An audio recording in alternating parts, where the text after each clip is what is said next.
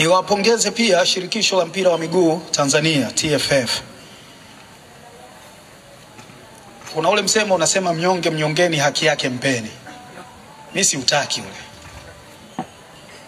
Anyongwi mtu na haki yake anapewa.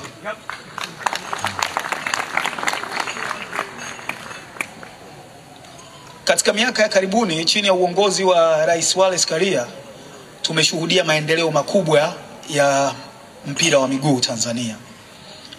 Sisi siku za katikati, miezi ya katikati tu hapa, tunatajwa kwamba ni moja ya mataifa matatu barani Afrika ambayo yamequalify kwa mashindano 7 yanayoandaliwa na CAF.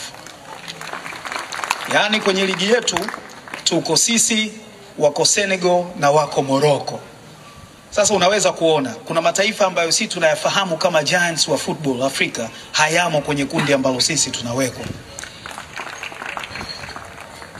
Mara ya kwanza sisi tumequalify kwenda kucheza finali za AFCON ilikuwa mwaka 80. Wengine hata tulikuwa hatujazaliwa.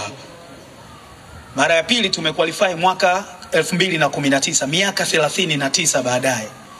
Lakini toka 2019 tumequalify mara ya 3 sasa. Sasa unaweza kuona miaka 39 tumequalify mara moja nyingine, na miaka mitatu hii, miaka 4 tumequalify mara 3 nyingine. Makofi kwa Wallace Karia. Huyu mnyonge kwanza sio mnyonge na hanyongwi na haki yake anapewa. Haya sio mambo ambayo unayachukulia tu kirahisi. Ni mambo ambayo yanataka mikakati, yanataka kujitoa, yanataka kuufahamu mchezo wenyewe wa soka na kuamua kwa dhati kabisa ya moyo wako kwamba unataka kuyafanya. Najua kina Nyamlani, kina Kidau wanakusaidia, lakini mnachangia mawazo na wote sasa hivi mnawaza namna bora ya kuendeleza mpira wa miguu Tanzania. Mnafanya vizuri sana na tunayaona, hatulichukulii kwa wepesi jambo hili. Hata hili la kutengeneza kinachokwenda kuwa FIFA Talent Academy hapa Tanga, ambapo mnafanya scouting nchi nzima, na sasa hivi mmeniambia kwamba mmeshapita kwenye mikoa 10 na mmepita mpaka Muheza pale. Naamini kuna vijana wa Muheza mtakuwa mmewapata. Naamini ni jambo kubwa sana kwamba mna vijana sasa hivi jumla 106 ambao mnawaweka pale.